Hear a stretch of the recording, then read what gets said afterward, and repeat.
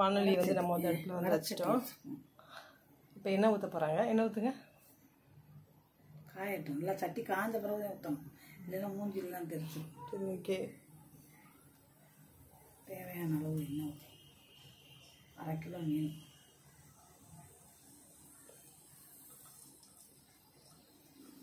மீன் ரெடியாக இருக்குது, வறுக்க போகிறோம். பாருங்கள். போட்டாச்சு மீனை. எப்படி ஃப்ரை ஆகுது பாருங்கள்.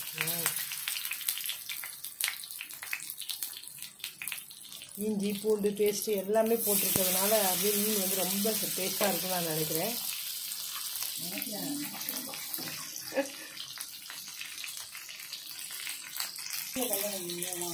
தீயை வந்து கொஞ்சம் குறைச்சி வைக்கணுமா, அப்போ தான் வந்து மீன் வந்து கருகாமல் இருக்கும் அப்படின்னு சொல்லி சொல்கிறாங்க அம்மா வந்து. மீன் உடையாமல் திருக்கணும்.